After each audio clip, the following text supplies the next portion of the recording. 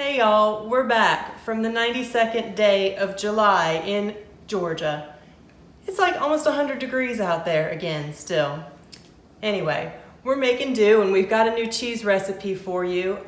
We haven't had one in a while because I've been practicing with some new recipes all summer and I don't like to bring you one until I know that it really works out. So I'm excited to bring you something completely new that we haven't done before. We're making blue cheese today.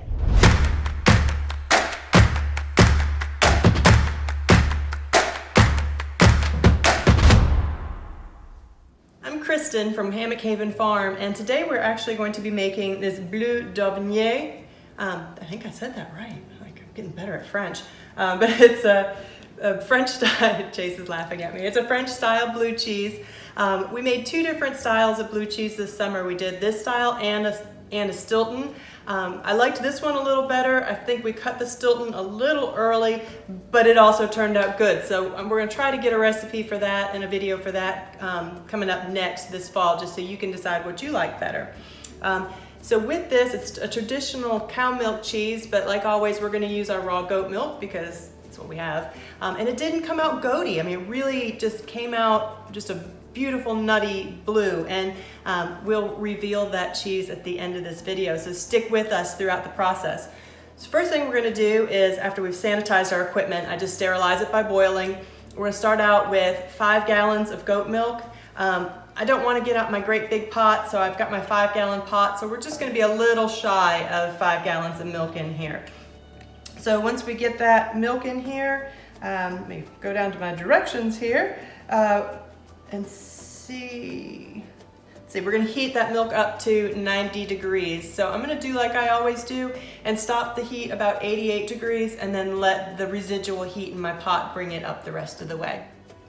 So I forgot to tell you earlier, while I was waiting for the milk to heat up, I took 1/8 of a teaspoon of the penicillin roqueforti culture, that's the blue culture, and I put it in 90-degree water just to rehydrate.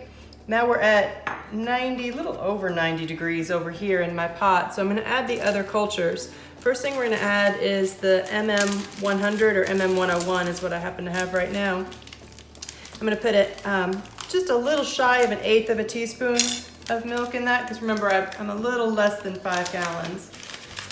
So I'm just gonna eyeball that. And then we're also going to use a thermophilic culture, the TA061, and that's just going to help in the development of flavors going in through ripening. So let's see, get a different spoon. I'm going to put 1/16 of a teaspoon in that, and I just have a 1/4 teaspoon measure, so I'm really just eyeballing this. So there we go, put that in there. And then let that rehydrate on the top of your pot for 5 minutes and stir it in with your up-down motion. Once we've stirred that in, we're going to let this pot ripen. Oh, I forgot to put my roqueforti in. We're gonna let the cultures ripen in here for an hour. After ripening for an hour, you're going to add just shy of 1/2 teaspoon of rennet. I always use animal rennet. I'm gonna take the rennet and dissolve it or mix it in about 1/4 cup of just tap water here. And then mix that into my milk. Being careful not to mix too long. I've come across a few issues here recently where people are just stirring it too long and it starts to break up the bonds that you're creating. So you just want to do this a few strokes, get it mixed all into your milk. And then we're going to put the lid back on it and let it sit for 1.5 hours. So this is a very long coagulation time on this. After 90 minutes of setting, it was time to cut these curds, and Chase is not here, and I think I forgot to hit play on the recorder. So I've gone ahead and cut these.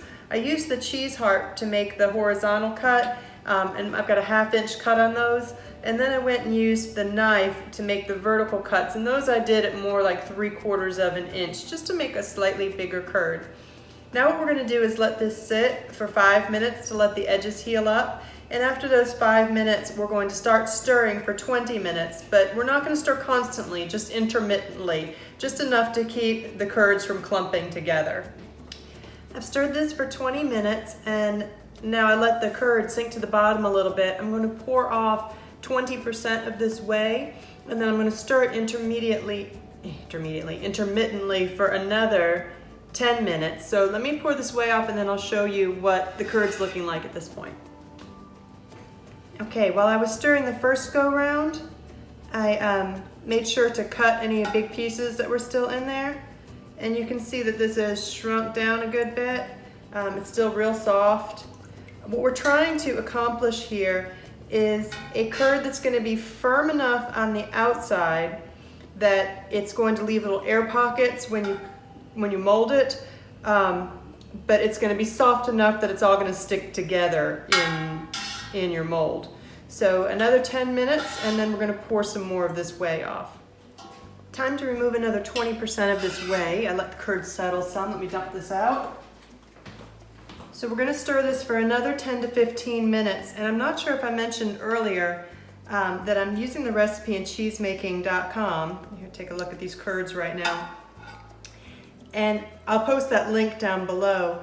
I want to read their description of what we're going for these curds, because I think it might help you also reach the right texture. They said, intermittent stirring in step 2 is intended to keep the curds separate but not dry them out too much. The last 2 steps of whey drainage and stirring are intended to firm the curd surfaces while maintaining the internal moisture. This grain development is very important for this cheese and perhaps one of the most challenging parts for this recipe. The final curd should still be plump and springy and should be examined to make sure that the curds have a light skin on the surface and remain somewhat heavy in hand. They should not slump together excessively, too wet, or seem too firm throughout, too dry. When this point has been reached, the curd should not be allowed to settle under the whey, but be transferred to a draining cloth. And I'll show you how to do that in just a minute. I thought that was a real good description. So let me show you where we're at in the hand right now on these. And I'm using late fall milk. So this is very high solids milk. It's high butter fat. These curds are a lot softer than they were on my last batch. I don't know if you can see in my hand, but these curds are still slumping together. They're not holding their own. See how they've all slumped together?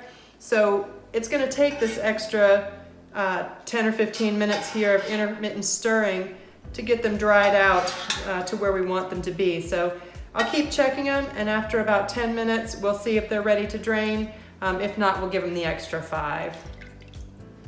So Chase is still not here, so you're gonna have to bear with me just a second while I get these curds done in this part. But let me show you. See, they're not wanting to slump together quite as much. I hope you can see that they're holding their own form a little more. There's some that are a little wet still, but this next stage is gonna help to dry them out to where they need to be. So let me move the camera and I'll show you what we're doing. So I've set up a board here over the sink, and I'm going to transfer these curds onto this board so that the whey then drains off down the drain and the curds don't clump together. I want to keep them spread out across the board, like so. And we're going to kind of flip them around every now and then on here and let them drain out for about 20 minutes once I get them all on this board. Now, it's gonna be a little interesting because I'm not really gonna be able to stir these. I've got to pick the kids back up from guitar lessons. That's why I don't have a cameraman. So they're just gonna have to do their own thing and drain on their own. Hopefully, I've got this spread out enough that they won't clump together too bad.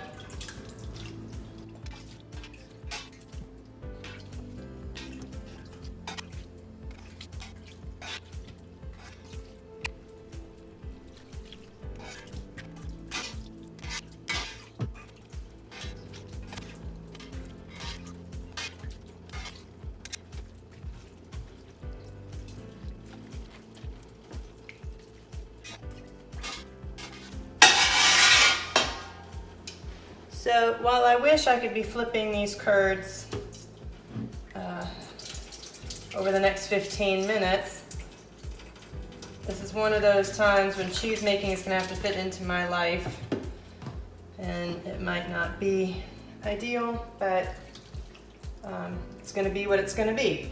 So I'm gonna go get the kids and I will be back in about 15 or 20 minutes and we'll get this molded. All right, back from getting the boys, and excuse the extreme brightness here. I don't have a shade on this window, so I've got no way to block it. I'm gonna use this medium hard cheese mold to mold these curds. A lot of people use a blue cheese mold that doesn't have a bottom in it, kind of like a big camembert mold, but this is what I have and I found that it's worked. Now, I've shaken these curds up since I got home to try to break them up. And they're very, very soft curds this time of year. I haven't made any cheese recently, so I didn't know how soft they would be. In retrospect, I would have added a bit more rennet to it to get a slightly firmer curd. So they might clump together a little more than I want them to. But I'm gonna start just sprinkling these into the mold. I want to leave some air gaps between it because any place there's the air gap, you're gonna end up with the blue formation. So let me bring some of these out of the sun so you can see a little better. They're very, very soft. But I'm gonna break it up, put it in there, and we're gonna hope for the best. Now, I'm not sure if I mentioned it earlier, but when I was stirring the curds, we did not add any heat to them. We just used the residual heat that was still in the curd mass after heating the milk. So all of this next step is going to also be done just at room temperature. We're not heating it, we're not cooling it. Now we are just going to let the mass of this curd, and without any weight, consolidate it. I am just going to put the follower on there. That'll give it just a tiny bit of weight. And after 15 minutes, I'm going to flip this curd much like I would with a camembert. I'll show you how to do that. And then we're going to continue to flip it every 30 minutes or so for about 4 hours. So it's been 15 minutes and it's time to give this the first flip. I'm going to take the follower out. And you can see the curds have packed down a little bit. So to flip it, I'm going to take one of my sushi mats, put that on top, and then a cutting board, and just going to flip the whole thing over just like that. Now, center that back in the cutting board. Leave it for 30 minutes and we're gonna flip it back the other way. And Chase is back, so we've got camera motion, yay. So every 30 minutes for like the next 4 hours, I'm gonna flip this the same way and I'll check back in with you when we're done. It's the next day now and it's time to salt this cheese. And this one is dry salted. Let me get it out of the mold, which might be more difficult than I expected. Hold on.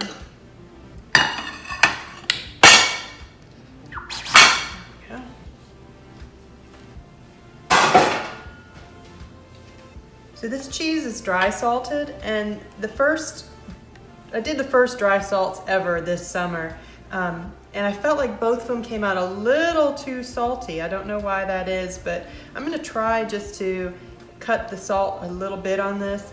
Now, it calls for 2.5% of the weight of the cheese in salt. And can you see all those nice little holes in there? I hope those holes are on the inside of the cheese as well. Those are spots where Bleu is going to be able to develop inside of our cheese. So let's first weigh our cheese. So it is 4 pounds 4 ounces. So let's figure out 2.5% of that. So 2.5% of our cheese is 1.7 ounces. And let me measure this out. I'm gonna probably do just about 1.5 ounces. Because like I said, it got a little salty last time. Now I know blue cheese should be salty, you know, like a feta almost, but it was just a bit much. So the directions said to do this in 2 stages. Use about half of the salt the first time and then come back and do the rest. And I can't remember doing that. It also said that when it's traditionally made, they just put it in a big salt bath or salt bin and pack salt on it. So let's just see how much this one holds, and we'll decide if we want to come back and add more salt to it later. I'm thinking we're just gonna, since the last one was a bit salty, I'm just gonna salt it this one time if it'll hold all this salt. The other cheese that I dry salted this summer was a manchego. And again, I just felt like it was super salty, and I'd have to go back and look at the directions and my notes on that one, see if I'd salted it once or twice. But it was way more salt than I felt like it needed. So it looks like it's gonna hold all of this salt. I'm just gonna pack it all on there in this one time, and then we'll make it a ripening environment. So I'm going to age this cheese in a shoebox, like one of these plastic shoe boxes, and I'm gonna do it the same way that I did the last one. For the first week, I just put it at like a really warm refrigerator temperature, about 44 degrees. And then after that, I pulled it out and poked the holes in it, and then put it into one of my little cheese caves at 54 degrees. Through all this, you want about 90% humidity. So you want to use, and this is a much higher cheese, I might need a different container, but you want to use the lid of the container and paper towels inside there to help control the moisture. And you can see on our affinage video a bit more on how we did that. So let me get this into the cave now, or into the fridge, and I'll be back to show you our finished product. So the cheese I'm about to show you I made on July 31st. This first picture shows the ripening environment I put it in. This was on August 7th, so about a week after I first made it. And you can see it's on the rack. I'm using a paper towel to keep the humidity right in there. And you can also see that I've poked the holes into the cheese. To do that, I actually used the probe for my thermometer. The metal one was a little bit wider than the little rubber one that I use all the time. So I used that to poke holes to the top and bottom, and you can see how close I put the holes there. The next photo was taken that same day, right before I poked the holes. You can see the proteins had started to change in the cheese a little bit. It was a little more dried out. And again, we still have that nice openness to the rind, to the texture in it. A little more so even than the one that we just made now. You saw the one we just made now, I didn't have those holes in the top and the bottom, and that was because this curd came out a bit softer. The next picture is from August 13th, so it's about 5 days after I poked the holes. And at this point, I still had it in that colder ripening environment of about 44 degrees Fahrenheit. And you can see it was very slow to get that blue growth going. And I decided it was probably too slow. So at that point, I moved it to a 54 degree ripening area. And here's another picture of the 13th with that blue just starting to go. And after I moved it to the other ripening area, the blue started taking off even better. And this final picture here is from August 17th. Again, after I moved it to a little warmer area, and you can see the blue growth really going around on the top.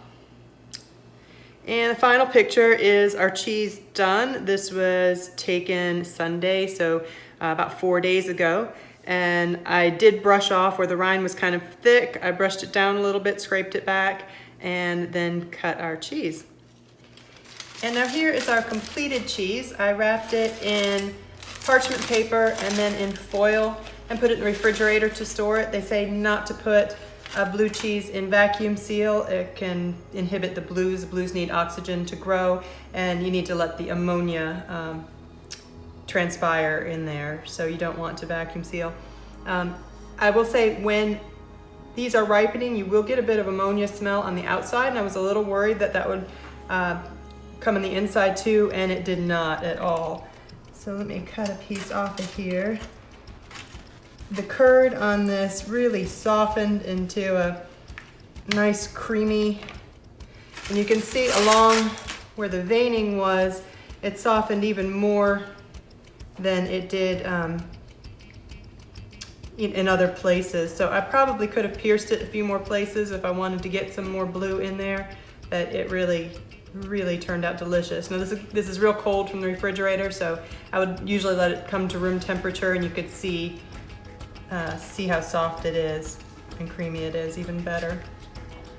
It's salty, like I said, a little on the salty side for me, but the blue is delightful, and it's nutty and creamy, and I'm really, really happy with this cheese. So there we go, Bleu d'Auvergne. Hope you try the recipe. Let me know how your results turn out. Thank you for watching. Please take the time to like, share, and subscribe. It really helps us out a lot.